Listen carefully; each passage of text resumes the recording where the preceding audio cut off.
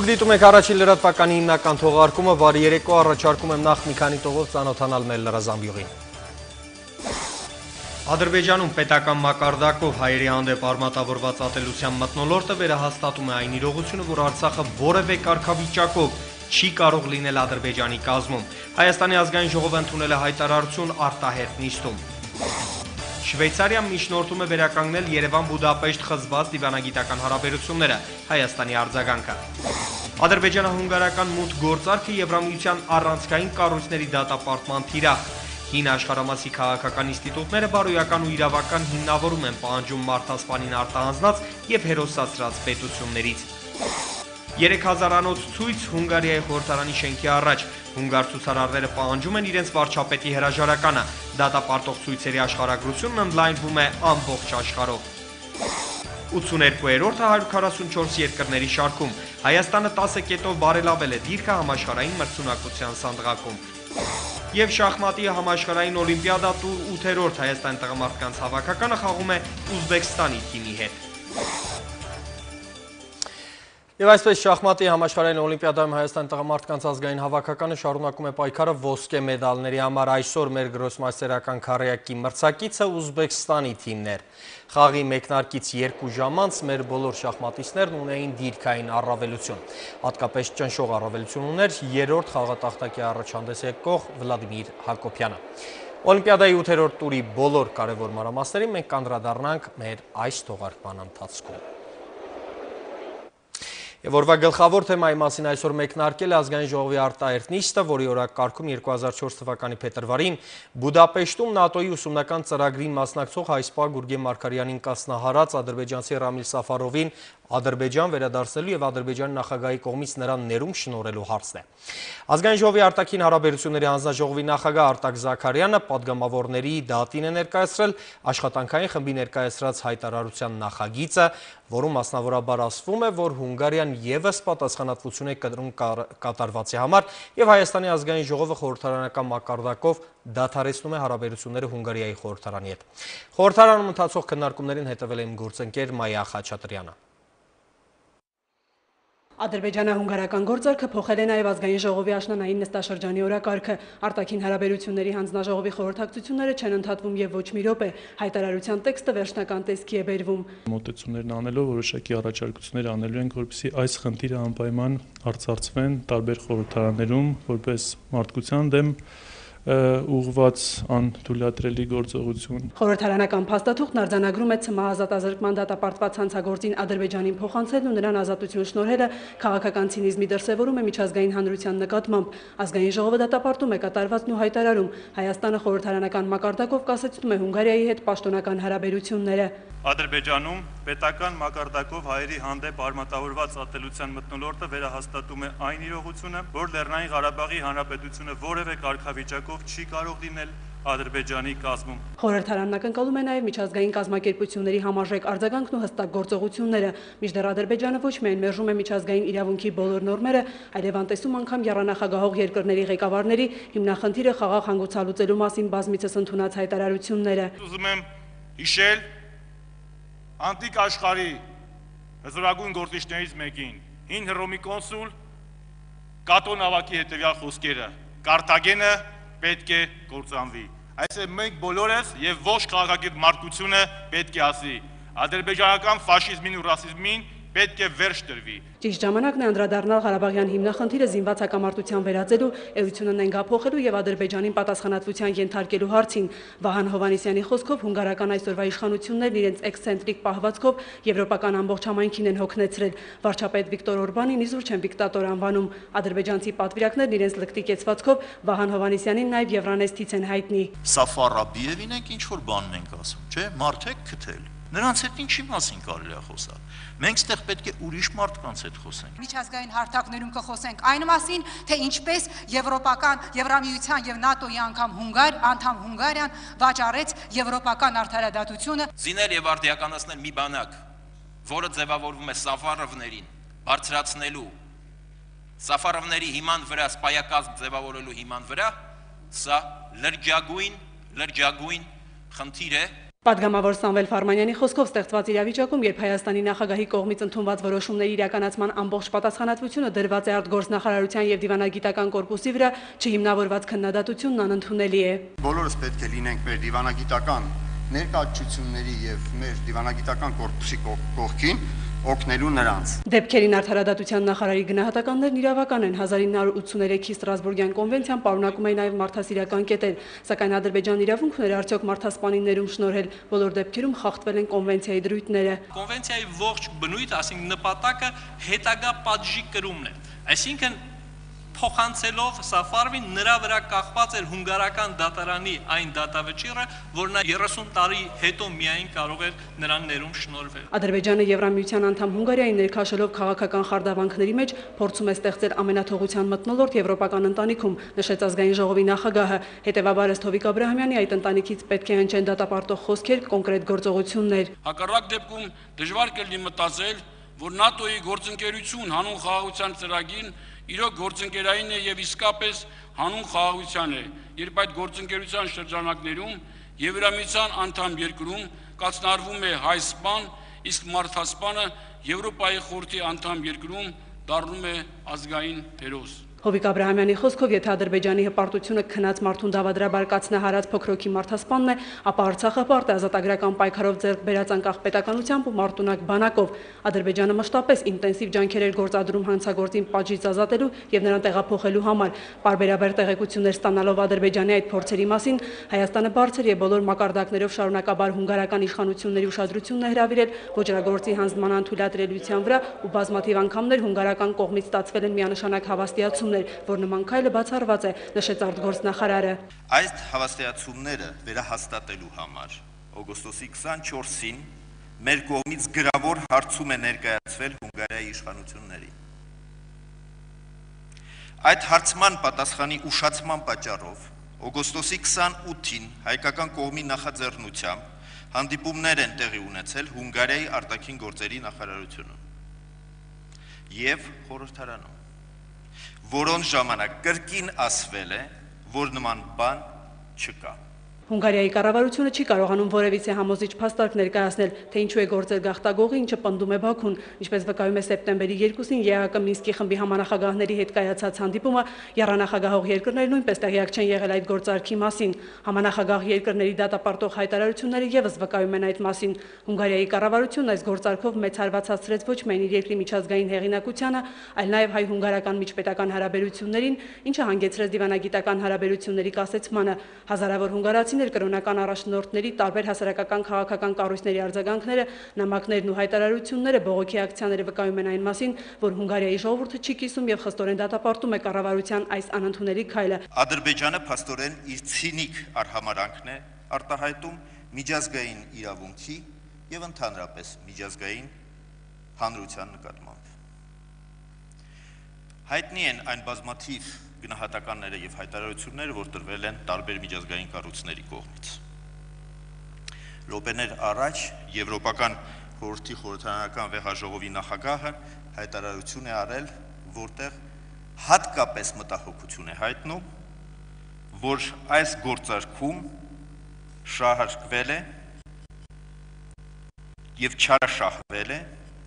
Եվրոպական խորհրդի իրավական գործիքը։ Նախարար Նալբանդյանը եւս մեկ անգամ նշեց, որ ադրբեջանա-հունգարական գործարքը լուրջ վնաս է հասցրել Լեռնային Ղարաբաղի հիմնախնդրի կարգավորման գործընթացին, տարածաշրջանում կայունության ու անվտանգության ամրապնդմանն ուղղված ջանքերին։ Սա ադրբեջանական կողմի եւս մեկ փորձ է ձախողելու Ղարաբաղյան հիմնախնդրի խաղաղ կարգավորման գործընթացը։ Այս ամենը հաշվի առնելով պետք է կառուցենք մեր հետագա վճռական քայլերը։ Շարունակենք միջազգային հանրության կողմից ըմբռնելի հավասարակշիռ ու կառուցողական մեր քաղաքականությունը։ Մեր գործընկերների հետ համատեղ ավելացնենք ջանքերը ուղղված Լեռնային Ղարաբաղի ժողովրդի ինքնորոշման իրավունքի իրականացման ճանապարհով հիմնախնդրի խաղաղ կարգավորմանը, տարածաշրջանում կայունության եւ անվտանգության ամրապնդմանը։ Ազգային ժողովի հայտարարությունն ընդունվեց գրեթե միաձայն, այն կուղարկվի նաեւ միջազգային խորհրդարանական կառույցներին, ակնկալելով համարժեք գնահատականներ։ Մայա Խաչատրյան, Տիգրան Բաբայան, Առաջին լրատվական։ Հունգարիայի նախկին վարչապետ Ֆերենց Դյուրչյանը Հայաստանի նախագահ Սերժ Սարգսյանին հղած նամակում խոր ափսոսանք է հայտնել Հայաստանի դաժան մարդասպանին Ադրբեջանին հանձնելու Հունգարիայի կառավարության որոշման առնչությամբ, այն անվանելով անընդունելի եւ հայ ժողովրդի նկատմամբ վիրավորական եւ աննրբանկատ քայլ։ Նախկին վարչապետը նշել է, որ այդպիսի առաջարկ Բաքուն բազմից սարել է նաեւ իր վարչապետության օրոք, բայց արժանահավատ երաշխիքների բացակայության պատճառով իր կառավարությունը մերժել է։ Դյուրչյանի կարծիքով գործող կաբինետի որոշումը բացասաբար կանդրադառնա ինչպես հայ-ադրբեջանական բանակցային գործընթացի, այնպես էլ Հայաստան-Հունգարիա հարաբերությունների վրա։ Նախկին վարչապետն ընդգծել է, որ ի հակադրություն գործող կառավարության որոշման հունգարացիները կիսում են հայերի մտահոգությունը կապված ադրբեջանցի հանցագործին վերադարձնելու եւ Բաքվում նրան ներում շնորհելու հետ։ Ֆերենց Դյուրչյանը նաեւ ցավակցություն է հայտնել Գուրգեն Մարգարյանի հարազատներին, հույս հայտնելով, որ հայ եւ հունգար ժողովուրդների բարեկամական հարաբերությունները կշարունակեն ամրապնդվել։ Հունգարիայի արտաքին գործերի նախարար Յանոշ Մարտոնին այսօր հայտարարել է, որ Հունգարիան ընդունել է Շվեյցարիայի առաջարկը կարգավորելու Հայաստանի հետ հարաբերությունները։ Ցավալի է, անընդունելի եւ դատապարտելի այն, որ Ադրբեջանը դրժել է իր խոստումը եւ ներում է շնորհել Ռամիլ Սաֆարովին, հայտնել է Մարտոնին հունգարական պետական MR1 ռադիոյի հետ հացազրույցում։ Հունգարիայի բարձրաստիճան դիվանագետի հայտարարությանը պատասխանելով Հայաստանի արտգործնախարարության մամուլի քարտուղարն ասել է, թե Երևանի եւ Բուդապեշտի հարաբերությունների կարգավորման համար միջնորդության կարիք չկա։ Չեմ կարծում, թե այստեղ միջնորդության կարիք կա, այստեղ անհրաժեշտ են հստակ քայլեր հունգարական իշխանությունների կողմից, ասել է Տիգրան Բալայանը։ Հունգարիայի 3000 քաղաքացիներ պահանջել են վարչապետ Վիկտոր Օրբանի հրաժարականը, նրանք բողոքի մեծ ցույց են կազմակերպել մայրաքաղաքում խորհրդարանի շենքի առաջ։ Հայ համայնքի ներկայացուցիչ Արա Գրիգորյանն ընդգծել է, որ հունգար ժողովրդի մոտ Սաֆարովին արտահանձնելու որոշումը ընկալվել է որպես հանցագործություն, եւ զանգվածային լրատվամիջոցները եւ հասարակությունը քննադատաբար են մոտենում Հունգարիայի կառավարության այս քայլին։ Հունգար ժողովուրդը մեղադրում է կառավարությանը հասարակությանը սպանել սովորեցնելու համար, նշել է Գրիգորյանը։ Մեկ ժամ տևած բողոքի ցույցի մասնակիցները ներողություն են խնդրել հայ ժողովրդից եւ հույս հայտնել, որ երբևէ կարժանանան եղբայրական հայ ազգի ներողամտությանը։ Ցույցի մասնակիցները պարզել են հունգարացիների պատիվը վաճառքի առարկա չէ, մենք ներողություն ենք խնդրում հայերից վերտառության պաստառներ։ Հունգարական Միլա եւ Սոլիդարիթի քաղաքական շարժումների նախաձեռնությամբ նախորդին Բուդապեշտի կենտրոնական հրապարակում տեղի ունեցել բողոքի հանրահավաք ադրբեջանցի մարդասպանի արտահանձնման կապակցությամբ։ Մասնակիցները ներողություն են խնդրել հայ ժողովրդից եւ դատապարտել սեփական կառավարությանը։ Հրապարակում հավաքվածները կրել են Հայաստանի պետական դրոշը, Գուրգեն Մարգարյանի լուսանկարները, ամոթ եւ ապաշխարանք կանգնեցրեք Օրբանին, Եվրոպա եւ Հայաստան, ներողություն են խնդրում մեր վարչապետի համար եւ այլ կարգախոսներ։ Ցուցապաստառներից մեկին ադրբեջաներեն լեզվով գրված էր. Ես Վիկտոր Օրբանս փողի դիմաց ծախեցի իմ երկիրը։ Ելույթ ունեցողներից քաղաքական գործիչ Ռենի Էնդրյուն հայտարարել է. այլևս ակնհայտ է, որ Հունգարիայի պատիվը վաճառված է, հայցում ենք Հայաստանի Հանրապետության ներողամտությունը, այժմ իշխանությունների հերթն է նույնը անելու։ Հայագետ Ջորջ Բալավանը Հունգարիայի կառավարությանը մեղադրել է բարոյական սկզբունքները մոռացության տալու մեջ։ Նրա ելույթի ընթացքում ներկաները վանկարկել են «Ների մեզ Հայաստան»։ Մասնակիցներից Լասլո Մուհարին վարչապետից պահանջել է ասել ողջ ճշմարտությունը Ադրբեջանի հետ գործարքի մեջ մտնելու մասին։ Նման սարսափելի մարդասպանի արտահանձնումը անհնարին կլիներ, եթե հետևում թաքնված չլիներ մութ պատմություն։ Չի կարելի արտահանձնել հանցագործին մի երկիր, ուր էթնիկ սպանությունը հերոսություն են համարում, հայտարարել է նա։ Ելույթ են ունեցել մեկ տասնյակի չափ այլ գործիչներ, Դեմոկրատական կոալիցիա, LMP եւ այլ կուսակցություններից։ Մոտ մեկ ժամ տևած հավաքից հետո ներկաները մոմեր են վառել Գուրգեն Մարգարյանի նկարի շուրջ։ Մասնակիցների մի մասը հեռացել է, սակայն եղել են եւ այնպիսիք, որոնք կրակ են վառել եւ մնացել շարունակելու հավաքը։ Հանրահավաքը եւ մարդասպան Սաֆարովի հետ կապված ողջ պատմությունը նախորդին հանդիսացել է հունգարական լրատվամիջոցների գլխավոր լուրը։ Սոցցանցերում շարունակում է աճել Հայաստանից ներողություն խնդրող հունգարացիների թիվը։ 5 օր առաջ բացված Ներողություն Հայաստան խումբն արդեն 11000 անդամ ունի։ Բացվել են նաև հունգարացիները սիրում են հայերին, կներեք հայեր եւ այլ նման խմբեր։ Հունգարիայի արտգործնախարարությունն իր հերթին նշել է, որ Բաքվում Սաֆարովին ազատ արձակելու Ադրբեջանի որոշումը անընդունելի է Բուդապեշտի համար։ Այնուհանդերձ Հունգարիայի իշխանությունները չեն ընդունել, որ իրենց գործողությունները եւս սխալ են եւ ապօրինի։ Նախորդին Հունգարիայի իշխանությունների հայտարարությունը տեղադրվել էր Վաշինգտոնում հունգարական դեսպանատան կայքում։ Դեսպանատան աշխատակազմը հրաժարվում է այլ պարզաբանումներից եւ ամերիկահայ լրագրողների հետ շփումներից։ Առաջիկա օրերին նախ Լոս Անջելեսում, ապա Նյու Յորքում եւ Վաշինգտոնում ամերիկահայ համայնքը կանցկացնի բողոքի նոր միջոցառումներ։ Միաժամանակ կոնգրեսից ստացվել է եւս մեկ գրավոր հայտարարություն։ Ֆրենկ Փալոնի, Ադամ Շիֆի, Հովարդ Բերմանի, Բրետ Շերմանի ելույթներից հետո հայտարարությամբ հանդես է եկել կոնգրեսմեն Էն Էշուն։ Սաֆարովի ազատ արձակման փաստը վտանգավոր կերպով խարխլում է օրենքի գերակայության հիմքերը։ Ադրբեջանի կառավարությունը պարտավոր է անմիջապես վերանայել իր որոշումը, նշված է ամերիկյան օրենսդիրի գրասենյակի տարածած հայտարարության տեքստում։ Հայկարամ Նահապետյան, Առաջին լրատվական, Վաշինգտոն։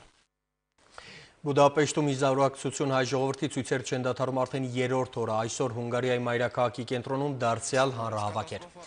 Խնդրում ենք ներել մեզ Հայաստան, մենք չենք կարող լուռ մնալ։ Այսպիսի կարգախոսներով այսօր Հունգարիայի մայրաքաղաքում շարունակվել են հակակառավարական ցույցերը։ Բողոքի ակցիայի մասնակիցները հայտարարել են, թե հունգարա-ադրբեջանական այդ գործարքը երկու դիկտատորների միջև կայացած պայմանավորվածություն է։ Ցուցարարների կարծիքով Հունգարիայի կառավարության պատճառով երկիրն այսօր հայտնվել է պատմության ամոթի էջերում։ Ակցիայի վերջում մասնակիցները պահանջել են, որ հունգարական կառավարությունը ևս ներողություն խնդրի Հայաստանից եւ հայ ժողովրդից։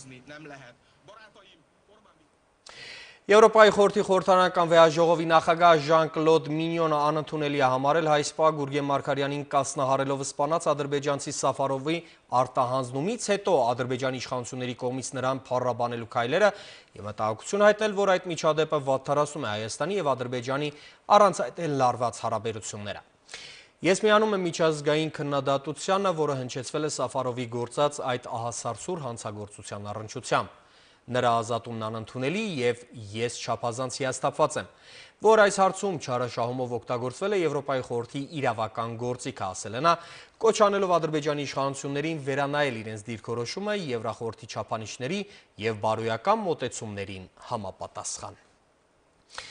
Եվրախորհրդարանի նախագահ Մարտին Շուլցը եւս մտահոգություն է հայտնել ադրբեջանցի հանցագործ Սաֆարովի ազատարձակման եւ ներում շնորհելու առնչությամբ։ Շուլցը մասնավորապես ասել է. «Մեջբերում եմ. Դատապարտված անձանց փոխանցման վերաբերյալ կոնվենցիան չպետք է չարաշահվի քաղաքական նպատակներով։ Ես մտահոգված եմ Ադրբեջանի նախագահի կողմից Սաֆարովին քաղաքական նպատակներով ներում շնորհելու փաստով։ Միևնույն ժամանակ կոչ եմ անում Ադրբեջանին եւ Հայաստանին խուսափել այնպիսի գործողություններից, որոնք կարող են բերել իրավիճակի առավել վատթարացմանը»։ Մեջբերման ավարտը։ Եվրամիության անդամ երկրները նույնպես դատապարտել են Ադրբեջանին կազմով մարդասպանին ազգային հերոս հռչակելու համար, գրում է Եվրամիության քաղաքականությունը լուսաբանող անկախ լրատվամիջոց EU Observer-ը։ Լրատվամիջոցը մանրամասնորեն ներկայացում է 2004 թվականին տեղի ունեցած ոճիրը, մարդասպան Սաֆարովի Ադրբեջան արտահանձնելը, անդրադառնում Ադրբեջանի եւ Հայաստանի երկարատև հակամարտությանը, միաժամանակ մեջբերելով Ադրբեջանի բարձրաստիճան պաշտոնյաներից մեկի արտահանձնման օրվա հայտարարությունը, համաձայն որի մեջբերում եմ նման քայլով Սաֆարովը պաշտպանել է իր երկրի պատիվը եւ արժանապատվությունը։ Գործակալությունն նաև նշում է, որ սեպտեմբերի 3-ին Եվրամիությունը միացել է Ռուսաստանին եւ Միացյալ Նահանգներին հանդես գալով Ալիևի դրսևորած վարքագծի քննադատությամբ։ Մենք մտահոգված ենք տարածաշրջանում զարգացումների հետևանքներով, նշել է կառույցի արտաքին հարցերով խոսնակ Մայա Կոչյանիչը, որը EU Observer-ին ավելի ուշ հայտնել է, որ Եվրամիության արտաքին հարաբերությունների գրասենյակը մշակում է գրավոր հայտարարություն, իսկ Եվրամիության արտգործնախարարները հարցը կարող է քննարկեն Կիպրոսում սեպտեմբերի 14-ին կայանալիք իրենց հաջորդ հանդիպմանը։ Առաջին լրատվականը քիչ առաջ կապ հաստատեց Եվրախորհրդարանի բուլղարացի падգամավոր Դիմիտրիար Ստոյանովի հետ։ Նա հեռախոսազրույցի ընթացքում շեշտեց, որ Հունգարիայի կառավարությունը սխալ է գործել Ռամիլ Սաֆարովին արտահանձնելով Ադրբեջանին։ Ստոյանովն ասել է, որ Եվրոպան գործընկեր պետություններին պետք է օրինակ ծառայի եւ ցույց տա, թե իրականում որն է օրենքի գերիշխանությունը։ Իդեպ Ստոյանովը տեղեկացրել, որ բուլղարացի հայ համայնքի, Բուլղարիայի հայ համայնքի ներկայացուցիչները դիմել են իրեն կատարվածի մասին Եվրախորհրդարանում պատշաճ բարձրաձայնելու համար, եւ ինքը շուտով պատրաստվում է այդ մասին խոսել Եվրոպայի օրենսդիր մարմնի լիագումար նիստում։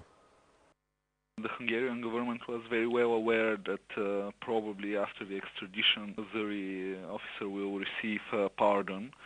Հունգարիայի կառավարությունը քաջատեղյակ էր, որ ամենայն հավանականությամբ արտահանձնումից հետո ադրբեջանցի սպան ներում է ստանալու։ Նման պարագայում սխալ որոշում է եղել նման զիջումների գնալը, հատկապես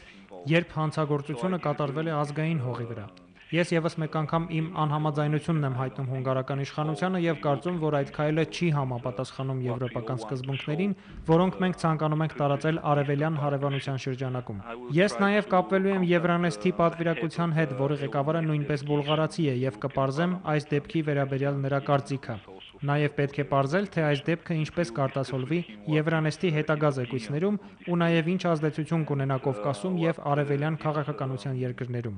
Particular case can find place in the future report of the Euronest delegation for the development in the Caucasus and Eastern European countries. Because I strongly believe that the European Parliament Ես հաստատում եմ, որ Եվրախորհրդարանը պատշաճ կերպով կարձագանքի եւ համապատասխան հայտարարություն կտարածի։ Կարծում եմ, որ երբ խոսքը հատկապես Եվրոպայի մասին է, հանցագործները պետք է կրեն սահմանված պատիժը, մանավանդ երբ տեղի ունեցածի մեջ կա ազգային ատելության բաղադրիչ։ Պատիժը պետք է իրականացվի օրենքին համապատասխան, եւ ոչ միայն հունգարական իշխանությունը, այլ նաեւ այլ պետությունները պետք է պահպանեն ծանր հանցագործությունների վերաբերյալ դատարանների կայացրած վճիռների էությունը։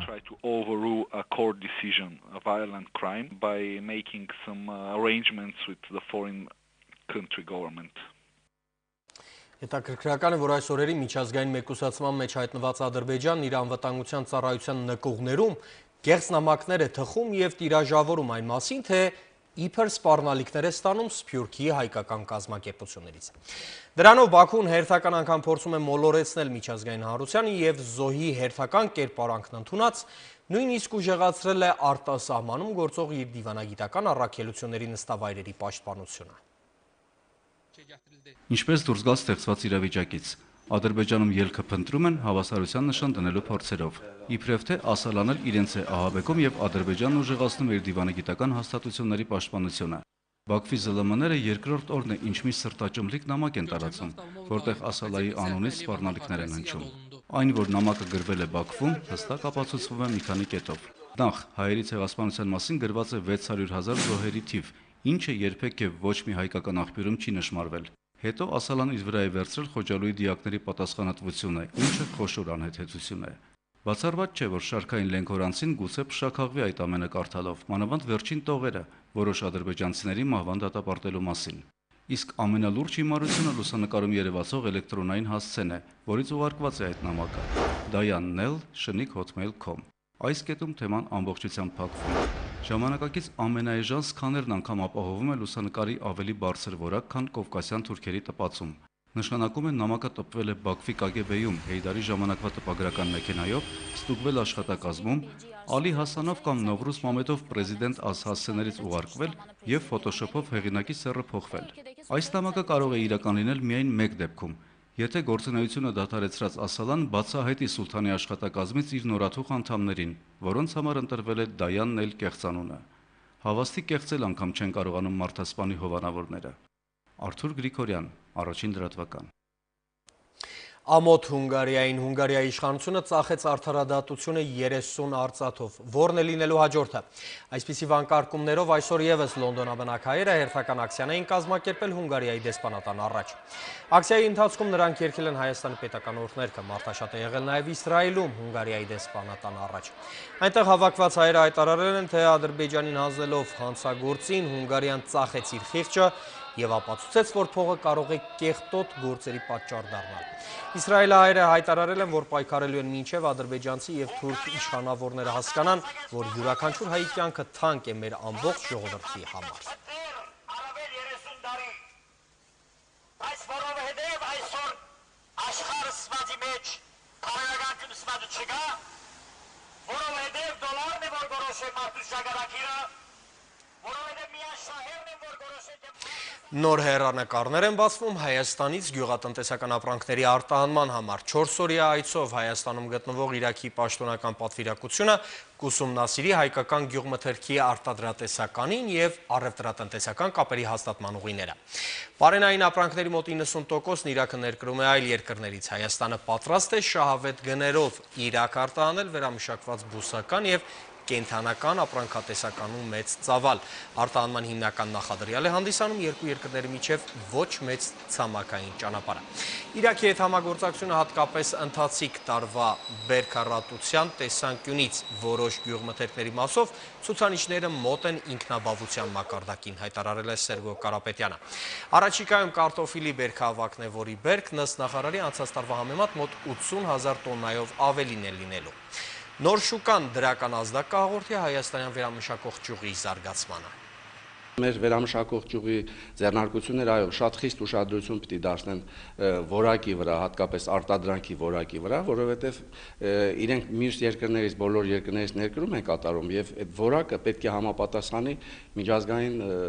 ցուցանիշներին, համապատասխանի միջազգային ստանդարտներին։ Օգտվելով ձեր գյուղատնտեսության փորձից մենք կկարողանանք լուծել մեր երկրի կարիքները։ Մենք առաջին քայլն ենք անում եւ հուսով եմ մեր համագործակցությունը օգտակար կլինի երկու ժողովուրդների համար։ Այս եւ գյուղատնտեսական ամենաեռուն սեզոնի իրավիճակի ու հեռանկարների մասին կզրուցենք ոլորտի գլխավոր պատասխանատու գյուղնախարար Սերգո Կարապետյանի հետ։ Բարի երեկո, պարոն Կարապետյան։ Բարի երեկո։ Փաստորեն հայկական գյուղմթերքը հնարավորություն ունեցավ տեղավորվել Բաղդադյան խուրմայի կողքին։ Ինչ հնարավորություններ է սա տալիս հայ գյուղացուն եւ հայ վերամշակողին։ Այսօր մենք սկսեցինք բանակցությունները իրաքյան պատվիրակության հետ, որը շատ ներկայացուցչական է եւ գլխավորում է փոխվարչապետը, որի կազմում են 5 նախարարներ, այդ թվում գյուղատնտեսության նախարարը, եւ որոշակի պայմանավորվածություններ ձեռք բերեցինք, որը առաջիկա 2-3 օրերի ընթացքում արդեն կհստակեցվի։ Նախ որ մեծ պահանջարկ ունեն իրենք գյուղմթերքների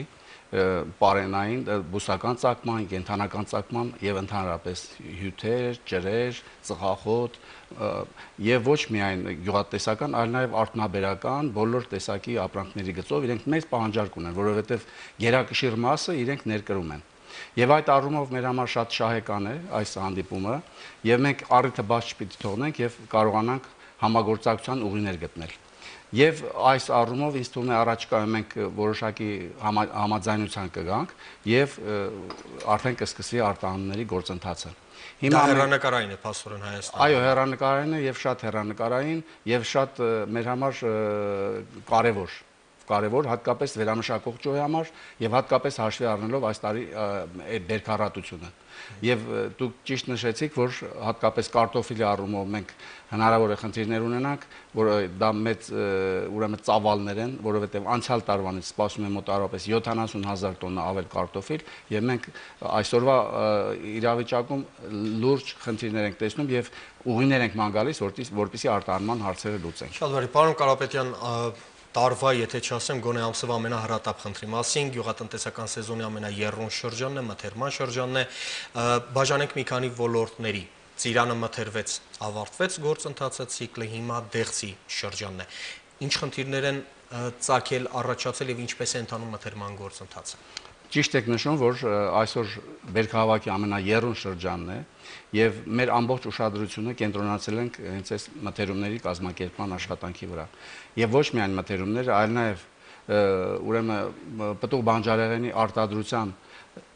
արտադրությունից շուկա, արտահանում եւ վերամշակում ամբողջ շղթան մեր ուշադրության կենտրոնում է եւ դա պետք է համաչափ եւ կայուն ձևով զարգանա եւ համաչափ իրար հետ աշխատեն իրենք։ Եթե այդ շղթայի մի մասը չի աշխատում, այսինքն դա հնարավոր է որ որոշակի խնդիրներ առաջացնի մեզ համար։ Այդ ուղղությամբ մենք արդեն լուրջ աշխատում ենք եւ ծիրանի գործընթացը կարելի ասել ավարտվեց շատ սահուն ձևով։ Մեծականակ մենք եւ արտահանումներ կազմակերպեցինք եւ վերամշակող ճյուղը վերամշակեց 3.5 անգամ ավել ուրեմն պտուղ վերամշակվեց այս տարի մեր վերամշակողների կողմից։ Հարմատությամբ անցյալ տարվա հետ այո, եւ արտահանումների ծավալներ շատ մեծ, անցյալ տարի եթե արտահանել ենք 7300 տոննա ընդամենը ծիրան, այս տարի արտահանեցինք 12650 տոննա ծիրան։ Այսինքն թվերը ցույց են տալիս, որ մենք լավ ցուցանիշներ ունենք եւ այս առումով ընդհանրապես խնդիր չի եղել։ Նրանից հետո մենք մեր հիմնական գլխավոր ուրեմն ուղղությունները դրանք ծիրանն է, դեղցը, լոլիկը եւ խաղողը, որոնք մեր արտադրության ծավալների մեջ ամենամեծ ծավալներն են կազմում։ Հետևաբար վերամշակող ճյուղի մեջ նույնպես պետք է այդ ծավալները ավելի մեծ լինեն։ Խոսենք դեղցի մասին, այս տարի շուկաներում գրեթե պարզապես հեղեղված էր դեղցով շուկաները։ Դեղցի բերքը աննախադեպ էր այս տարի, աննախադեպ, եւ մենք մոտավոր հաշվարկներով ակնկալում ենք, որ օպերատիվ տվյալներով կունենանք 65000 տոննա ուրեմն դեղցի բերք։ Անցյալ տարի ընդամենը եղել է ուրեմն 43000 տոննա։ Այսինքն տեսնում ենք, որ մենք բերքի ավելացում ունենք, այո, եւ այդ առումով որոշակի խնդիրներ առաջացան եւ վերամշակող ձեռնարկություններից 2-3-ը չէին ուզում ընդհանրապես դեղց մթերել։ Մենք իրենց հետ առանցին խոսակցություններ ենք ունեցել եւ հատկապես պետք է նշեմ, որ վերջի 2-3 տարիների ընթացքում սովորույթ է դարձել, որ բերքահավաքից առաջ հանրապետության նախագահան հանդիպում է վերամշակող ճյուղի պատասխանատուների հետ, ինչպես պտուղ բանջարեղենի, այնպես էլ խաղողի, ուրեմն վերամշակող ձեռնարկությունների սեփականատերերի եւ պատասխանատու ղեկավարների հետ եւ այնտեղ քննարկվում են այն բոլոր հարցերը, որոնք մտահոգում են մեզ այսօր։ Այս տարի նույնպես այդ ուրեմն սովորույթը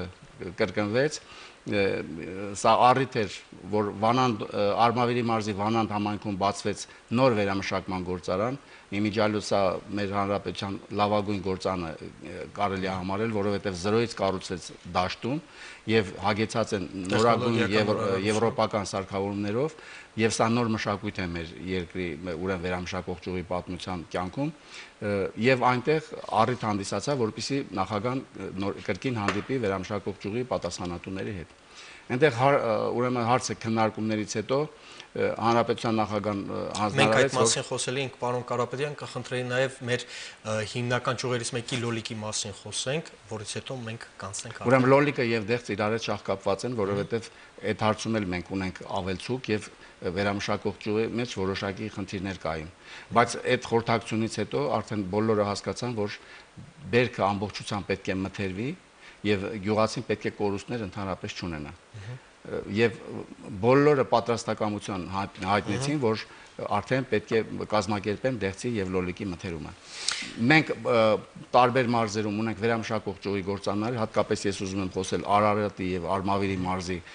գործարանների մասին եւ գյուղացիական բոլոր տնտեսությունները պետք է իմանան, որ Արմավիրի մարզում մթերումը կազմակերպում է Բյուրական Էջմիածնի նախկին Չոբանքարա է կոչվում այդ տարածքի պահածոների գործարանը եւ դեղցի մթերում եւ ուրեմն լոլիկի մթերում արդեն կազմակերպել են եւ գյուղացիները կարող են իրենց բերքը հանձնել։ Հաջորդը դա Լևոն Սպն է, որը նախկին հոկտեմբերյանի Սարդարապատ պահածոների գործարանն է, ՄԱՊ պահածոների գործարանը, որը գինու պահածոների գործարան, որը լոլիկի մթերում է իրականացնում եւ ծավալները խոստացան ավելացնել անպայման եւ վերջինը դա Եվրոթերմ նոր բացված Վանանդի գործարանը, որը պետք է մթերի եւ դեղց եւ լոլիկ։ Եվ իրենց խոստացված այն քանակները, որ նախկինում ասում էին, այդ ծավալները բավականին բարձրացան եւ մենք խնդիր չենք ունենալու։ Արարատի մարզում մթերումը կազմակերպում է Բորոդինո Արարատի պահածոների գործարանը, որը ուրեմն լոլիկի մթերում չէր նախատեսել, բայց արդեն իրենք խոստացան, որ անպայման պետք է կազմակերպեն ուրեմն դեղցի մթերում եւ լոլիկի մթերում մեծականակ եւ Արտաշատի պահածոների գործարանը, որը մթերում էր եւ շարունակում է մթերել եւ ծավալները ավելացրել։ Սեպտեմբեր 1-յան իր աշնան առաջին աշխատանքային օրը, ինչպես դուք նշեցիք, հանրապետության նախագահը անցկացրեց Արմավիրում, որտեղ հանդիպեց մթերող գործարանների, վերամշակող գործարանների ներկայացուցիչների հետ, այդտեղ հստակ հանձնարարականներ տրվեցին, հստակ պահանջներ տրվեցին, որ գյուղացուն գումարը պետք է հանձնվի արձերն առանց ուշացման եւ խաղողի 1 կիլոգրամը չպետք է նվազ լինի, քան 140 դրամը։ Խնդրեի առավել մանրամասն ներկայացնել։ Պետք է ասեմ, որ ընդհանրապես այդ նշածս գյուղմթերքների մթերման առումով գները այս տարի ուրեմն երկկողմանի փոխշահավետ են եւ գյուղացու համար եւ մթերող կազմակերպության համար։ Ընդհանուր առմամբ մթերման դիմաց վճարումները կատարվում են, բայց հաշվի առնելով, որ մթերման ծավալները մեծացել են, որոշ մթերող կազմակերպությունների մոտ այդ խնդիրները կային։ Բայց մենք ուրեմն բանակցությունների արդյունքում կարողացանք ձեռք բերել պայմանավորվածություն, որ մթերող կազմակերպությունները բոլորը պարտավորվում են մթերման ժամանակ վճարել եւ ճուշացնել գումարները։ Սա շատ կարևոր է մեզ համար, որովհետեւ նախորդ տարիներին եղել են այդպիսի դեպքեր, որ մթերողները մթերված հումքի դիմաց վճարումները կատարել են ավելի ուշ։ Այս տարի ինձ թվում է այդ խնդիրը չի լինի եւ բոլորը ժամանակին վճարումներ կիրականացնեն։ Խաղի առումով մենք ընդհանրապես խնդիրներ չունենք, որովհետեւ այս տարի պահանջարկը ավելի մեծ է, քան առաջարկն է։ Բոլոր գինու գործարանները պարտավորվում են ավելի շատ խաղող մթերել։ Իրենց պահանջարկը կազմում է 162-ից 165,000 տոննա խաղող։ Մեր կանխատեսումներով մենք կունենանք այս տարի 248-250,000 տոննա խաղող։ Այնպես որ պահանջարկը ավելի մեծ է։ Եվ գնի առումով նույնպես այս տարի մեծ ձեռքբերում էր սա, որ գինը 10 դրամով ավելացավ, անցյալ տարվա 130-ի դիմաց այս տարի մթերողները պարտավորվեցին խաղողը մթերել 140 դրամով, իսկ տաուշի մարզում 130 դրամով։ Սա մեծ ձեռքբերում է մեզ համար, որովհետև դինամիկ աճ է նկատում գյուղմթերքների, հատկապես խաղողի գնային առումով։ Իհարկե, սա գյուղացու համար ձեռնատու է, եւ գյուղացիները այդ առումով խնդիրներ չեն ունենա։ Վճարումները ժամանակին կկատարվի եւ ես ուզում եմ բոլորին հավաստիացնել, բոլոր գյուղացիական տնտեսություններին, որ իրենց բերքը ամբողջությամբ կմթերվի։ Դա վերաբերում է եւ դեղցին, եւ լոլիկին, եւ խաղողին։ Եթե խնդիրներ կունենան, մենք ամեն օր օպերատիվ ձևով արձագանքելու ենք այդ խնդիրներին, որտեղ նախարարությունում կա արդեն օպերատիվ շտաբ, որը 24 ժամ աշխատում է եւ հեռախոսազանգերի է պատասխանում եւ մենք պատրաստական ենք բոլոր հարցերում օժանդակելու իրենց։ Ինձ թվում է մենք խնդիր չենք ունենա այս տարի մթերման առումով։ Ինչ վերաբերում է շուկաների հարցում, որովհետև գյուղացիական տնտեսությունները գիտեք, որ շուկաների զրկված են տարիներ շարունակ։ Անցյալ տարի մենք առաջի անգամ կազմակերպեցինք Կոմիտաս եւ Կասյանի խաչմերուկում փոքրիկ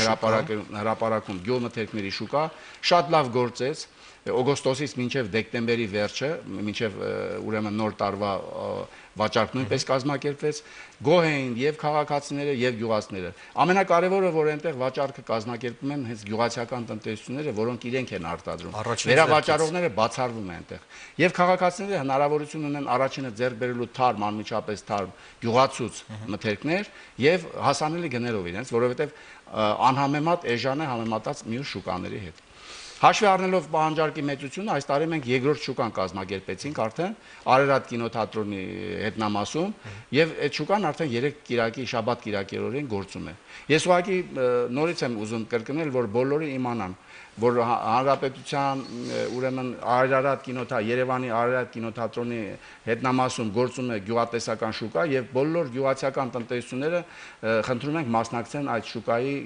առևտուր կազմակերպելու համար իրենց բերքը վաճառեն։ Իսկ քաղաքացիները կարող են այնտեղից առևտուր կատարել հենց գյուղացիներից։ Քաղաքապետարանի հետ եք, չէ՞։ Քաղաքապետարանի հետ մենք համագործակցում ենք եւ արդեն 2 շուկա է եւ եթե անհրաժեշտություն լինի, մենք պայմանավորվածություն ունենք 3-րդ շուկան կարող ենք բացել։ Շատ բարի։ Տարին լիառատ էր, մաղթենք, որ այդպես էլ ավարտենք տարին եւ առաջիկայում։ Շնորհակալություն, պարոն նախարար։ Արտահանումների մասին, եթե կարելի է մի երկու խոսք ես ուզում եմ ավելացնել, որ այս տարի արտահանումները նույնպես շատ լավ կազմակերպված է եւ արտահանումների առումով մենք խնդիրներ չունենք։ 10-12 կազմակերպություններ արտահանումները կազմակերպում են եւ ի ուրախություն մեզ այս տարի արդեն մոտարապես 680 տոննա կարտոֆիլ արտահանվել, անցյալ տարվա ամբողջ տարվա 200 տոննայի դիմաց։ Կաղամբի արտահանում կա արդեն 520 տոննա, անցյալ տարի ընդամենը արտահանվել է 187 տոննա։ Եվ դա շարունակվում է։ Նախ ես ուզում եմ առիթից օգտվել շնորհակալություն հայտնել Spike ընկերությանը, որը մեծականակ մթերումներ է կազմակերպում եւ արտահանում է հանրապետությունից եւ նրանք պարտավորվել են այս տարի 4000 տոննա միայն դեղց արտահանել։ Խաղողի ծավալները 10-ից 12000 տոննա, խոստացել են կարտոֆիլ արտահանել մեծականակ, այնպես որ աշխատանքները շատ են եւ առաջիկայում մենք ականատես կլինենք, որ տարվա ցուցանիշները մենք դրականորեն կարող ենք։ Հաջողություն եք մաղթում ձեր աշխատանքներին։ Շնորհակալություն։ Շնորհակալություն, իսկ ես հիշեցեմ, որ տաղավարում գյուղատնտեսության նախարար Սերգո Կարապետյանն էր։ Շարունակում ենք թողարկումը այլ թեմաներից։ Տնտեսություն եւ արժեքներ հետազոտական կենտրոնն այսօր Երևանում ներկայացրել է համաշխարհային տնտեսական ֆորումի մշակած մրցունակության համաշխարհային 2012-13 թվականների զեկույցը։ Զեկույցի արդյունքներով առաջատարը դարձյալ Շվեյցարիան է, իսկ առաջին հնգյակի մյուս երկրներն են Սինգապուրը, Ֆինլանդիան, Շվեդիան եւ Նիդերլանդները։ Աշխարհի 144 երկրների շարքում Հայաստանն իր մրցունակությամբ 82-րդ տեղում է։ Մեր երկիրն անցյալ տարվա համեմատ 10 տեղով բարելավել է դիրքերը։ Հայաստանի հիմնական մրցակցային առավելություններն են աշխատանքի ընդունվելու եւ աշխատանքից ազատվելու գործելակերպը, անհրաժեշտ գործընկերների հետ նոր բիզնես սկսելու պարզությունը, մալարիայի, հանցագործությունների եւ ահաբեկության բիզնեսի վրա ազդեցության ցածր մակարդակը, պետության քաղաքականության մշակման թափանցիկությունը, կրթական համակարգի որակի բարելավումը, շուկայում գերիշխող ուժերի առկայությունը, համաշխարհային քաղաքականության արդյունավետությունը եւ այլն։ Սակայն մրցակցային թերությունները նույնպես քիչ չեն, վարկանիշների հաշվարկման հիմքում ընկած են վիճակագրական տվյալներն ու ընկերությունների ղեկավարների հարցման արդյունքները։ Դերևս լուրջ խնդիրներ են կոռուպցիան, մաքսային վարչարարությունը, դատական համակարգի անկախության ցածր մակարդակը եւ պետության կողմից նորարարության խթանման թույլ լինելը կամ բացակայությունը։ Եթե համեմատում ենք հանրային հատվածին վերաբերող ֆակտորների եւ մասնավոր հատվածին վերաբերող ֆակտորների գնահատականները, տեսնում ենք, որ միջինում մասնավոր հատվածին վերաբերող գնահատականները ավելի ցածր են գնահատված եւ աճի տեմպերով ավելի դանդաղ են, քան հանրային ոլորտին վերաբերող գործոնները։ Հայկական երկրորդ հանրապետության գործադիրը հրաժարական կտա, կձևավորվի նոր կառավարություն փոփոխված կազմով։ Հրաժարականը պայմանավորված է Արցախում նոր նախագահի ընտրությանը հաջորդող ինստիտուցիոնալ ու սահմանադրական քայլերով։ Իսկ մինչ այդ վարչապետ Արա Հարությունյանն ներկայացրել է իր կաբինետի անցած հնգամյա հաշվետվությունը։ Ամփոփ հաղորդում նշված է, որ 5 տարվա կտրվածքով մեկ շնչի հաշվով ՀՆԱ-ն Արցախում աճել է 425,000 դրամով, տարեկան ներդրումների չափն էլ աճել են 16%-ով։ Մերի Դավթյանն է պատմում Արցախից։ Կառավարության վերջին նիստից հետո Արցախի հանրապետության վարչապետն այսօր իր 5 տարվա գործունեության ամփոփագիրն է ներկայացրել նաև լրատվամիջոցներին։ Երկու օրից կառավարությունը սահմանադրական կարգով հրաժարական է տալու, նախքան պարտավորվեց հանդես գալ եւս մեկ հաշվետվությամբ։ 5 տարվա ընթացքում գործադիրն աշխատել է ուժերի գերլարումով, պատասխանատվությունն էլ կրել արժանապատվորեն։ Ընդհանուր առմամբ վարչապետը գոհ է կառավարության գործունեությունից, ասուլիսին Արա Հարությունյանը մաքսիմալ անկեղծ էր։ Մենք չենք կարողացել բավարարել բոլորի պահանջները, սոցիալական ծրագրեր իրականացնել այն չափով, որ մարդիկ բավարարված լինեն, սա մի կողմն է։ Ես գտնում եմ, որ կառավարությունը իր տված խոստումները կատարել է։ Մենք ավել բան չենք խոստացել։ Եվ բոլոր ուղղություններում մենք կարողացել ենք մակրոցուցանիշների առումով պահպանել կայուն աճի տեմպեր, այսինքն իրագործել համախառն ներքին արդյունքի աճի անհրաժեշտ տեմպերը։ Կյանքի կոչելով հանրապետության նախագահի նախընտրական հիմնադրույթները, այս կառավարությունը իր գործունեության ծրագիրը միշտ կազմել է իրատեսական ուղենիշներով, ինչն էլ երկու անգամ 2007-ին եւ 2010-ին արժանացել է խորհրդարանի հավանությանը։ Իսկ գործադրից ակնկալվող առաջին արդյունքը դա համախառն ներքին արդյունքի տարեկան ցուցանիշն է, որը վարչապետը միշտ հպարտությամբ էր հրապարակում։ Դրանք անգամ ֆինանսատնտեսական ճգնաժամի տարիներին երկնիշ թվերով էին արտահայտված։ Վերջի 4 տարիներին համախառն ներքին արդյունքի միջին տարեկան աճը, իրական աճը կազմել է 10.1%։ Նույնը սպասում է 12 թվականին 6 ամսվա արդյունքներով 10.1%-ը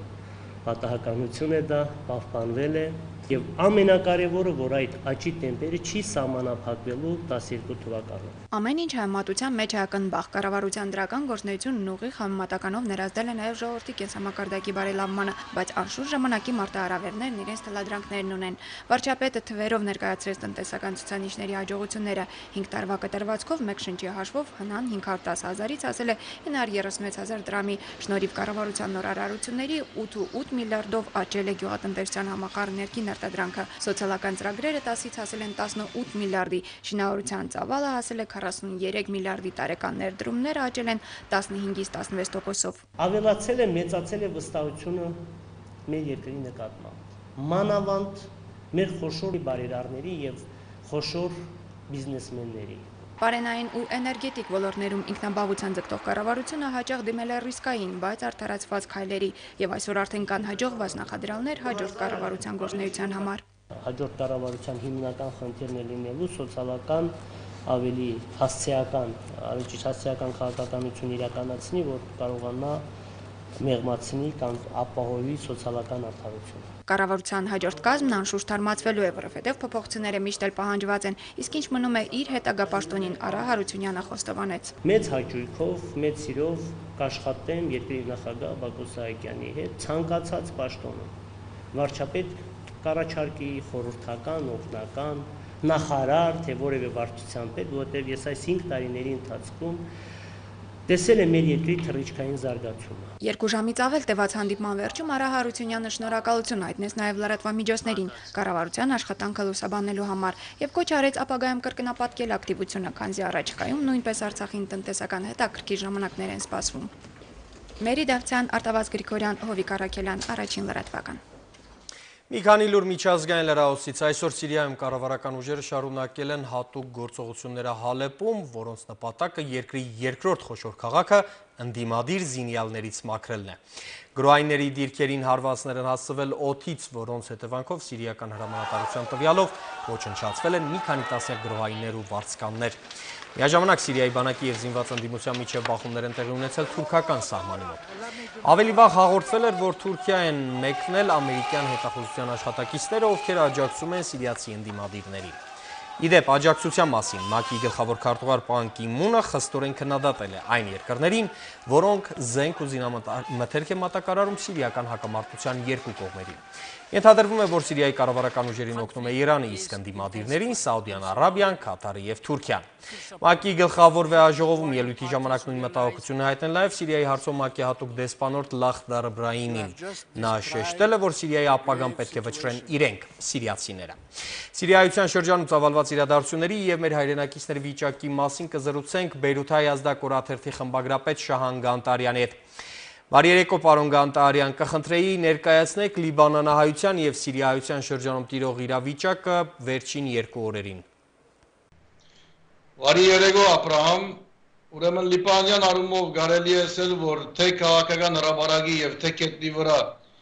որոշակի գայունությամբ պատկանշվող իրավիճակ է, ասեմ, որ լիբանանցի արևանկյալներու առումով Անկարայի հետ բանակցությունները կշարունակվին,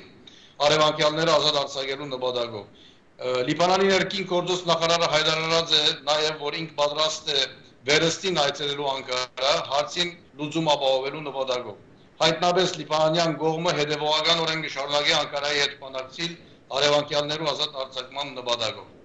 Ինչ կվերաբերի Սուրիո, մենք քիչ առաջ կրցանք խոսիլ Դամասկոսի մեր թղթակիցին հետ, որ հայտնեց, որ 2 օր է ի վեր համեմատական խաղաղություն է, որ կընդհատվի երբեմն որոշ պայթուններու ցայներով։ Իսկ ինք այսօր գեսորի հետ քաչողած էր խոսիլ Հալեբ, ուր հաղորդած էին, որ այսօր այնտեղ եւս համեմատաբար ավելի հանդարտ է։ Հերախոսային գաբը որոշակիորեն բարելավված է եւ ավելի հաջողակի եղած է հերախոսային գաբ հաստատելը։ 3 կեսօրին Լիբանանի OTV Գայանի հայերեն լրատվական բաժանմունքը հարցազրույց ունեցավ Մեծիդան Ընկիրիկիո կաթողիկոս Արամ Արաչիլ վեհապար հայրաբեդին հետ Սուրիա-հայության իրավիճակին վերաբերյալ։ Վեհապար հայրաբեդը գոչ ուղեց աշխարհադարած հայության թեմերուն եւ ազգային իշխանություններուն օժանդակության եւ քաղուտի վերականգնման աշխատանքներուն մասնակցելու։ Առայժմ այսքանը, Աբրահամ։ Շնորհակալություն, ուղիղ տեսակապի մեջ էր Բեյրութի ազդակորաթերթի խմբագրապետ Շահան Գանտահարյանը։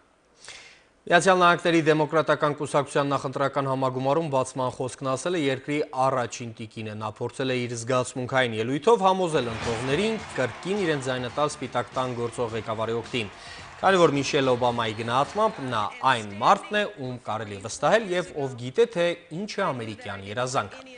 TikTok ելույթին Բարակ Օբաման հետևել է տանը 2 դուստրերի հետ։ Նա խոստովանել է, որ այդ ընթացքում հազիվ է կարողացել թաքցնել արդյունքները, որպեսզի աղջիկները չտեսնեն իր հուզմունքը։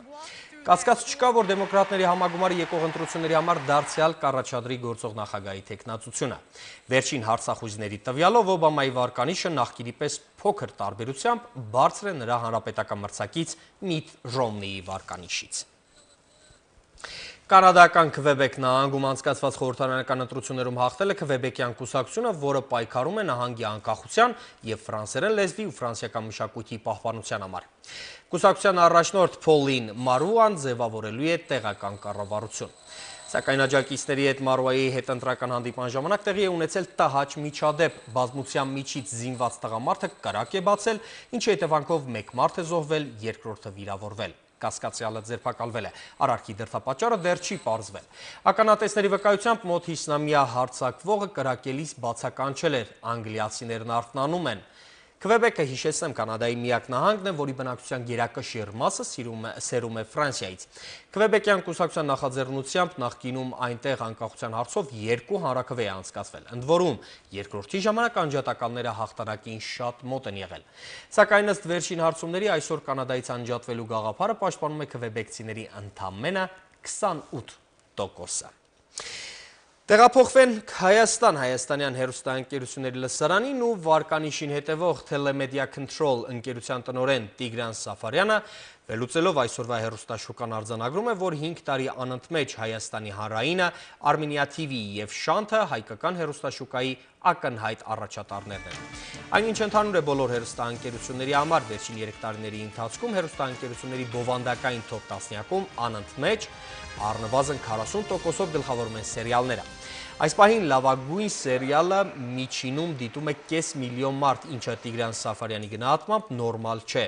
Դիտողականության տեսանկյունից երկրորդ տեղում լրատվական ծրագրերն են, որոնք հավաքում են բավական մեծ լսարան։ Մասնագետները նշում են, որ աշխարհում բոլոր TV-ներն են այս ճանապարհով զարգացել։ Հեռուստատեսային նոր եթերաշրջանից հիմնական սպասելիքը բազմազան հեռուստաարտադրանքն է, եւ այդ համատեքստում ակնկալիքները մեծ են Armnews եւ A1+ հեռուստաընկերությունների գործակցությունից։ Համաշխարհային պրակտիկայում այսպիսի օրինակ չկա, երբ բացարձակապես իրար մրցակից հեռուստաընկերություններ, որոնք դատարանում ունեն նաև վիճարկելի հարցեր, պայմանավորվում են գործակցել իրար հետ։ Տեսնենք ինչ կստացվի, որովհետև սա շատ հետաքրքիր փորձարկում է։ Համենայն դեպս նոր եթերաշրջանը ձանձրալի չի սկսվում։ Բավականին հետաքրքիր է սկսվում նոր եթերաշրջանը, ցանկացած դեպքում իմ ըստիս դա լավ միտում է, դա հետաքրքիր դեպք է, այսպես ասենք, տեսնենք իրոք ինչ կստացվի, բայց ես օրինակ բավականին հետաքրքրված եմ զարգացման այդ իրավիճակի։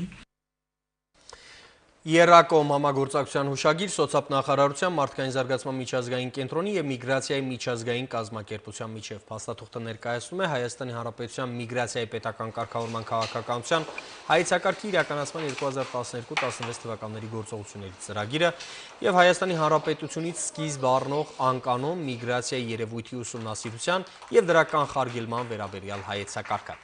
Հուշագրում ամրագրված նպատակներն ու պարտավորությունները իրականացվելու են Եվրոպական միության օժանդակությամբ 2.450.000 եվրո արժողությամբ Հայաստանում աշխատանքային միգրացիայի գիտավերլուծական կառավարման հզորացում ծրագրով, նաև միգրացիայի միջազգային կազմակերպության զարգացման հիմնադրամի օժանդակությամբ իրականացվող տեխնիկական աջակցություն Հայաստանի կառավարությանը աշխատանքային միգրացիայի սխեմաների նախաձեռնության գործում ծրագրով։ Ստեղծելու ենք համապատասխան հանձնաժողով, քանի որ խնդիրը վերաբերում է մի շարք պետական մարմինների գերատեսչությունների եւ ստեղծելու ենք նաեւ փորձագիտական խորհուրդ, փորձագետների աշխատանքային խումբ, որոնց միջոցով նախատեսում ենք մի քանի ուղղությամբ աշխատանքների կատարում։ Ամիսներ առաջ Երևանի քաղաքապետարանը սկսեց երթուղիների մրցույթի գործընթացը։ Տրանսպորտային նոր ցանցը նպատակ ունի աստիճանաբար դուրս մղել միկրոավտոբուսները, դրանք փոխարինել ավտոբուսներով։ 1100 միկրոավտոբուս առաջիկա 3 ամսում չի սպասարկի քաղաքացիներին։ Քաղաքապետարանի նպատակն է թեթևացնել տրանսպորտային գերբեռնվածությունը, քաղաքակիրթ պայմաններ ստեղծել մարդկանց տեղաշարժի համար։ Քաղաքացիները մայրաքաղաքին տրանսպորտից գոհ լինելու հիմքեր դեռ չունեն, սակայն քաղաքապետարանում վստահեցնում են, որ շուտով փոփոխությունները զգալի կլինեն։ Սպառողների միության նախագահը տեղեկություն ունի, որ էլեկտրատրանսպորտը նույնիսկ Աֆրիկայում է սկսել զարգանալ, իսկ Երևանում հանրային տրանսպորտի խնդիրը Արմեն Պողոսյանին հավերժական է թվում։ Չի երևում լուծման adekvat, համարժեք եւ տրամաբանական քայլերը։ Բարեփոխումներն սկսված են այժմ անցումային փուլում են համբերության կոչի անում քաղաքապետարանի տրանսպորտի վարչության պետը։ Սեպտեմբերի 1-ի դրությամբ գնահատականը կարող եմ ասել գերազանց չի, բայց անբավարարել չի։ Հավանաբար անցումային փուլը հնարավորություն չի տալիս տեղաշարժ նկատել, երևանյան կանգառները լեփլեցուն են, գազելները գերբեռնված, տրոլեյբուսները կիսադատարկ։ Մեզ մոտ լավ չէ աշխատում։ Ձեզ մոտ ո՞րտե։ Քանակեր։ Մենակ Բանգլադեշ գնացող տրանսպորտ չկա։ Մի հատ 75 համար աշխատում են, երևի մի ժամ դիսպասենք։ Ելքն ավտոբուսներն են, հեռանկարը կոնկրետացնում է Հենրիկ Նավասարդյանը։ Մինչև աշնանվերջ մայրաքաղաքում պտտվող 2600 միկրոավտոբուսներից պետք է մնան 1500-ը, կփոխարինվեն ավտոբուսներով։ Բոլոր երթուղիներում, որտեղ մենք կդնենք մեր նոր ավտոբուսները, ժողովուրդը սիրով կգնա այդ երթուղիներից կօգտվի եւ միկրոավտոբուսների այդ գերբեռնվածությունը, որ այսօր մենք տեսնում ենք, կթեթևանա։ Ծրագրում Նորքի զանգվածից քաղաքիչնող մի քանի միկրոավտոբուսներն ավտոբուսով փոխարինելու հարցն է, սակայն խնդիր կա։ Քաղաքապետարանն ավտոբուսի վարորդներ դժվարությամբ է գտնում։ Կա D կատեգորիայով, կատեգորիայի որակավորում ունեցող վարորդի անհրաժեշտություն։ Հենց այս պատճառով չինական 100 ավտոբուս այժմ պարապ կանգնած է։ Հենրիկ Նավասարդյանը հույս ունի, որ վարորդի հարցը կլուծվի։ Ավտոբուսը գազելին կփոխարինի, գազելի վարորդն էլ ավտոբուս կվարի։ 1100 վարորդներից գոնե մի մասը կգան ավտոբուսի վրա եւ մենք կշահագործենք։ Այնքան այլանդակ ենք շում, շատերը վարորդական իրավունք չունեն։ Ժամանակին գրուզավի սամասվալ են քշել, հիմա ավտոբուս ենք շում։ Միկրոավտոբուսների վարորդների պահվածքը, ծխելը 13 ուղևորից մի քանի անգամ ավելի բեռնված երթևեկելը ճանապարհային ոստիկանության խնդիրն է։ Հենրիկ Նավասարդյանը սակայն նկատում է, եթե վերջին կանոնին հետևող լինի, վարորդ չի մնա, իսկ նրանց կարիք հիշում եք կա։ Նոր սերունդից եկողներ դեպի այդ կատեգորիայով ավտոբուսներ կամ միկրոավտոբուսներ շահագործելու համար շատ քիչ մասսա է գալիս։ Ինչ վերաբերում է միկրոավտոբուսների տեխնիկական վիճակին, տրանսպորտի վարչության պետը վստահեցնում է, երթուղիների մրցույթում ընտրվում են թար մինչև 15 տարեկան մեքենաներ։ Եթե հին ռավ կամ երազ հանդիպի, ուրեմն շուտով այդ երթուղի ավտոբուս է մտնելու։ Տրանսպորտային նոր ցանցը լուծելու է խնդիրները, հավատում է քաղաքապետարանի պաշտոնյան։ Ովքեր չեն հավատում, թող նախանձեն ամենաերջանիկ երևանցուն։ Մարշրուտ կա, չէ, չեմ նստում։ Ուր գնամ։ Սուսան Բադալյան, Արման Ղարիբյան, առաջին լրատվական։ Շարունակելով մայրաքաղաքային տրանսպորտի թեման նշեմ, որ Երևանի քաղաքապետն այսօր այցելել է տրոլեյբուսային պարկ։ Տարոն Մարգարյանն այստեղ զեկուցել են, որ եղած 79 մեքենայից շահագործվում է միայն 60-ը։ Քաղաքապետը հանձնարարել է զբաղվել քաղաքում տրոլեյբուսներին սպասարկող մալուխային ցանցի վերանորոգմամբ եւ հնարավորության սահմաններում Երևանում կիրառել էկոլոգիապես մաքուր այդ տրանսպորտը։ Կանեն Դեմիրճյանի անվան մետրոպոլիտենի տարբեր կայարաններ այցելությամբ քաղաքապետը ծանոթացել է նաև շարժասանդուղքների վերանորոգմանը, մետրոյում տեղադրված անվտանգության տեսախցիկների կենտրոնական վահանակի աշխատանքի։ Ստորգետնյա տրանսպորտից օգտվող ուղևորներին տեղեկացվել է վերջերս երկիր բերված 3 նոր շարժակազմերին, մինչև տարեվերջ կավելանան ևս 2-ը։ Երևանում մետրոյի կառուցումից հետո առաջին անգամ այս տարի սկսվել է գծերում կուտակվող գրունտային ջրերը հեռացնող պոմպակայանների թարմացումը։ Պոմպակայանների լուրջ խնդիր կա եւ մեր ծրագրերում ընդգրկված էին այդ պոմպակայանները փոխարինել նորերով եւ աշխատանքները արդեն սկսվել են, հաջորդ տարվա մեջ մենք կհասնենք ավարտին։ Երկրորդ խնդիրը մեր համար ներդրումներ իրականացնենք մետրոյում եւ կարողանանք ցանցը ընդլայնել։ Երրորդը մեկ տարում 60-ամյա Հոբելյանը նշող գեղանկարիչ Անատոլի Ավետյանն այսօր մայրաքաղաքում բացել է անհատական հերթական ցուցահանդեսը, որտեղ ներկայացված են եղել մի քանի տասնյակ գեղանկարներ ու քանդակներ։ Հատկանշական է, որ ցուցահանդեսը բացվել է հայ նկարիչների համար առանձնահատուկ նշանակության տարածքում՝ Հենրիկ Իգիթյանի ստեղծած ժամանակակից արվեստի թանգարանում։ Հոբելյանական տարում Անատոլի Ավետյանն արդեն երրորդ անհատական ցուցահանդեսով է ներկայանում իր արվեստը գնահատողներին։ Գործընկերներն ու վաղեմի բարեկամները փաստում են, այսօր եզակի նկարիչներ կարող են մեկ տարում 3 անհատական կազմակերպել, բայց նկարչի տաղանդի հետ միասին Արարիչ Ավետյանին նաև բացառիկ աշխատունակություն է տվել։ Իր 61 հոբելյանական ցուցահանդեսներից առաջինը նկարիչը բացեց փոքր հայրենիքում Վանաձորում, երկրորդը դարձյալ հարազատ Լոռիում էր, Ալավերդիում եւ վերջապես միանգամայն նոր ցուցադրությամբ ներկայանում է մայրաքաղաքում ու նորից զարմացնում կատարյալ տեխնիկայով ու ոճի ինքնօրինակությամբ։ Տեխնիկան այնպիսին է, որ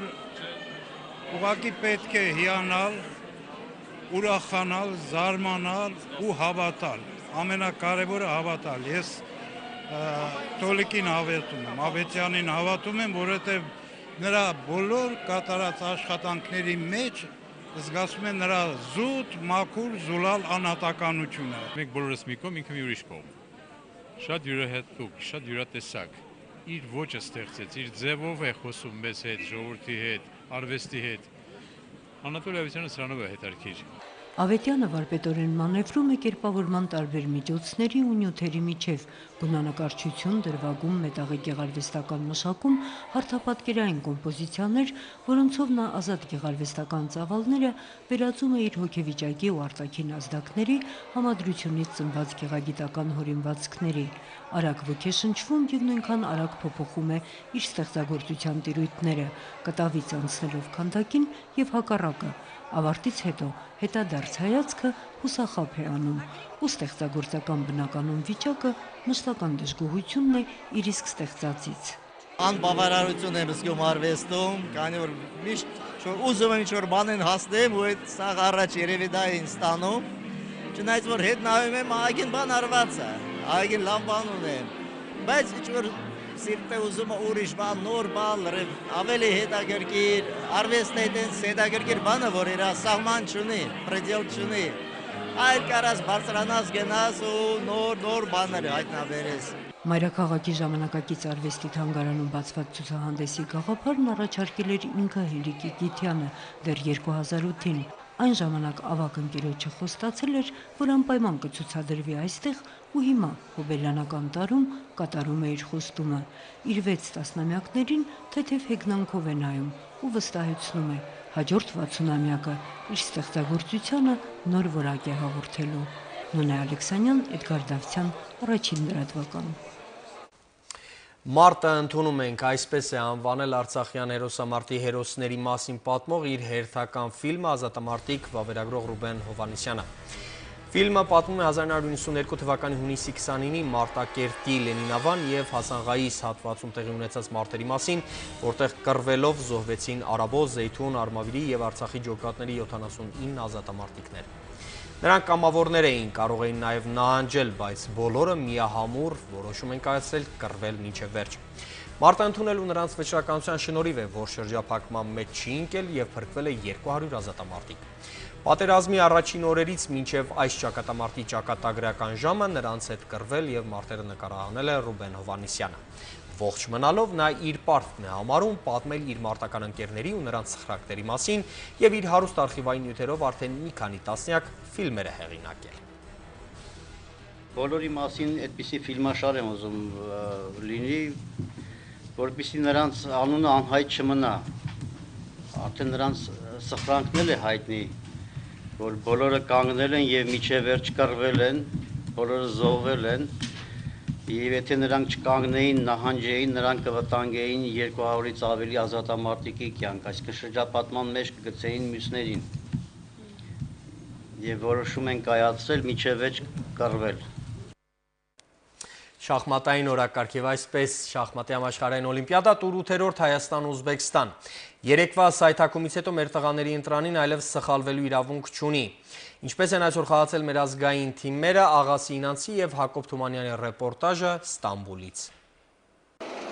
Շախմատի համաշխարհային օլիմպիադայում կայացան 8-րդ տուրի հանդիպումները։ 7-րդ տուրում Չինաստանի թիմից կրած ցավալի պարտությունից հետո այսօր մեր տղաները տրամադրված էին ավելի քան մարտական։ Թիմին անհրաժեշտ էր միայն եւ միայն հաղթանակ, իսկ մրցակիցն Ուզբեկստանի ընտրանին էր։ Մրցամարտի սկիզբը մեզ համար ստացվեց շատ հաջող։ Մեկնարկից ընդամենը 30 րոպե անց Վլադիմիր Հակոբյանին հաջողվել էր սկզբնախաղում ստանալ վճռական առավելություն, եւ հաշվի առնելով Հակոբյանի դիրքային հասկացողությունը, նրա հաղթանակը կասկած չէր հարուցում։ Անցավ եւս 1 ժամ։ Իրադարձությունների ընթացքը սկսեց մեզ էլ ավելի գոհացնել։ Երեկվա ցավալի պարտությունից հետո այսօր մեր տղաները շատ ավելի հավաքված են խաղում, ճիշտ է հակառակորդը ամենաուժեղ թիմերից չի, բայց դրությունը այնպեսին է, որ Վլադիմիր Հակոբյանը արդեն հաղթել է, ասել որ նա սկզբնախաղում 5-6-րդ քայլից հետո արդեն փաստորեն տարած դիրք ուներ, մնացած 3 դիրքերում բոլոր պարտիաներում մեր խաղացողները ունեն առավելություն։ Իսկ մեր կանանց թիմն այսօր ուժերն էր չափում մեզնից ոչ պակաս ուժեղ կազմ ունեցող Ռումինիայի ընտրանու հետ։ Կանանց թիմը վերջի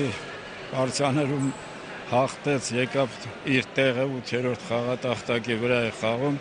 թե հետագայի միշտեղ գրավեն դա կախված կլի հիմնականում վերջի 2 տախտակների խաղից, հիմնական Լիլիթ Գալոյանի խաղից։ Եթե Լիլիթ Գալոյանը գտնի իր սպորտային լավ վիճակը, մերոնք կարող են պայքարել լավ տեղ գրավելու համար։ Ուրախությամբ նշենք, որ մեր կանանց թիմը 3-1 հաշվով փայլուն հաղթանակ տարավ եւ ընդհուպ մոտեցավ առաջատարներին։ Մեր նկարահանման պահին դեռ շարունակվում էր ընթանալ Հայաստանի տղամարդկանց հավաքականի պայքարը։ Հաշիվներ 2-1, շարունակվում էր միայն Գաբրիել Սարգսյանի պարտիան, սակայն այդտեղ Գաբրիելը կամ կհաղթեր, կամ նվազագույնը պարտիան կավարտվեր ոչ ոքի։ Մեր թիմը կտանի այսօր հերթական հաղթանակը եւ կշարունակի օլիմպիական ոսկիների համար պայքարը։ Աղասի 9, Հակոբ Թումանյան, Առաջին լրատվական, Ստամբուլ։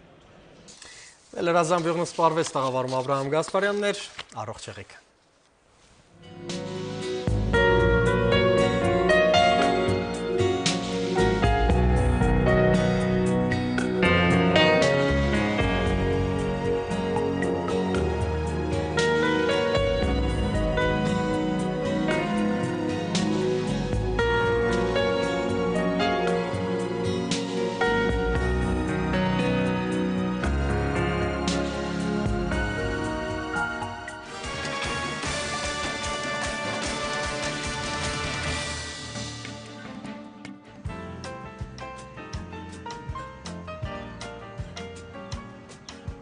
Բարև սիրելիս,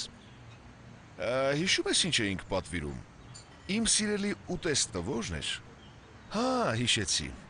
Զանգիր Միացյալ Արաբական Էմիրություններից Հայաստան րոպեն 90 դրամով, պարզապես ակտիվացրու ռոումինգը մեկնելուց առաջ և զանգ կատարելիս ուղարկիր Աստղանիշ 101 Աստղանիշ հեռախոսահամարը վանդականիշ հրահանգը, Vivatel MTS, ամենուրեք ինչպես տանը։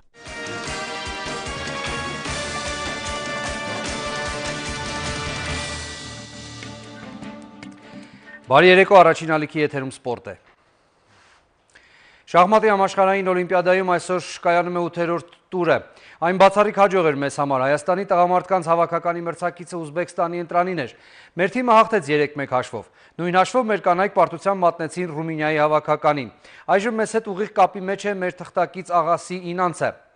Բարի երեկո Աղասի, քո պատրաստած տեսանյութից հետո Գաբրիել Սարգսյանը կարողացավ հաղթել իր մրցակցին եւ ապահովել մեր թիմի ընդհանուր հաղթանակը։ Մի քանի խոսք այդ պարտիայի մասին եւ ինչպիսին է այս պահին մրցաշարային իրավիճակը։ Բարի երեկո Կարեն, քիչ առաջ իրոք ավարտվեց նաեւ Գաբրիել Սարգսյանի պարտիան։ Այսօր մեր թիմը տարավ անչափ կարևոր հաղթանակ եւ շարունակում է մասնակցել օլիմպիական ոսկիների համար մղվող պայքարին։ Այսօր մեր հարևան խաղատախտակներին նույնպես ընթանում էին շատ կարևոր մրցամարտեր։ Լարված պայքարից հետո ոչ ոքի ավարտվեց Չինաստան-Ադրբեջան հանդիպումը։ Իսկ Ռուսաստանի հավաքականն էլ համար պայքարի արդյունքում հաղթեց Ուկրաինայի ընտրանին։ Այս պահին մեր թիմը բաժանում է երկրորդից 5-րդ հորիզոնականները։ Վստահ կարող եմ ասել, որ այժմ հսկայական նշանակություն ունի, թե վերջին 3 տուրերում ինչպես կխաղան մեր առաջատար շախմատիստները։ Բայց մենք բոլորս տրամադրված ենք լավատեսորեն եւ կարծում ենք, որ կարելի է դեռ հաջողության հույսեր ունենալ։ Կարեն Աղասի, իսկ գիտենք արդյոք մոտավորապես գոնե, թե ովքեր են լինելու մեր վաղվա մրցակիցները, թե առայժմ չգիտենք։ Կարեն այս պահին դժվար է կանխագուշակել, բայց կարծում ենք, որ ըստ ամենայնի մեր մրցակիցը կլինի Ադրբեջանի ընտրանին, որովհետեւ վերջին արդեն 2 տուրերում մենք անընդհատ սպասում ենք այդ հանդիպմանը։ Ինչ-ինչ պատճառներով կապված գույների հետ, կապված մրցաշարային իրադրության հետ մեր մրցակիցը չեղավ այդպես էլ Ադրբեջանը։ Սակայն ըստ ամենայնի վաղը մենք կմրցենք հենց հարևան պետության հետ։ Շնորհակալություն Աղասի, մեր թիմերին մաղթիր հաղթանակ։ Թայլանդում ընթացքի մեջ է մշամարտի աշխարհի երիտասարդական առաջնությունը, այսօր պայքարն ավարտել են հունառոմեական ոճայինները, 74 կիլոգրամ քաշային կարգում բրոնզե մեդալակիր է դարձել Կարապետ Չալյանը։ Վճռական գոտեմարտում նա պարտության է մատնել թուրք Իսմայիլ Կաջասլանին։ Վաղը գոլ դուրս կգան ազատ ոճի ըմբիշները։ Ռուսաստանի Սպասկ Ռյազանսկ քաղաքում կայացել է ձիավարության միջազգային փառատոն։ Մարզիկները ուժերը փորձել են ձիարշավ մրցաձևում։ Պատմության մեջ առաջին անգամ այդ մրցաձևին մասնակցել է նաև Հայաստանի հավաքականը։ Ձիասպորտի ֆեդերացիայի նախագահ Հայրապետ Հայրապետյանի գլխավորած թիմը հանդես է եկել 2 մրցատարածքում։ Կարեն Հակոբյանը ուժերը փորձել է 80 կիլոմետրում, Վանիկ Ավետիսյանը 40 կիլոմետրում։ Ռուսաստանի, Բելարուսի, Լիտվայի, Ուկրաինայի, Ղազախստանի, Ղրղստանի եւ Հայաստանի պատվիրակներից քչերին է հաջողվել հասնել վերջնագից։ Այդ քչերի թվում եղել են նաև մեր մարզիկները։ Նրանք արժանացել են մրցավարների բարձր գնահատականի եւ իրավունք են նվաճել հաջորդ տարի նույնպես մասնակցել միջազգային մրցմանը։ Հայաստանի ազգային օլիմպիական կոմիտեի նախագահ Գագիկ Ծառուկյանի նախագահությամբ այսօր կայացել է Հայաստանի ծանրամարտի ֆեդերացիայի արտահերթ նիստը։ Ֆեդերացիայի նախագահ Սամվել Խաչատրյանը հրաժարական է տվել։ Հայաստանի ծանրամարտի ֆեդերացիայի նախագահ է ընտրվել Հայաստանի ազգային օլիմպիական կոմիտեի փոխնախագահ Արմեն Շահազիզյանը։ Թենիսի մեծ խաղավարտի տարվա վերջին մրցաշարի Ամերիկայի բաց առաջնության օրակարգում 3 փոփոխություններ է կատարել Անձրևը։ Մրցավարները պարբերաբար ստիպված են եղել դադարեցնել հանդիպումները։ Միայն 2 խաղ է հաջողվել հասցնել ավարտին։ Կանանց մենախաղի կիսաեզրափակիչ է դուրս եկել Վիկտորիա Ազարենկան։ Նա 2-1 հաշվով պարտության է մատնել Սամանթա Ստոսուրին։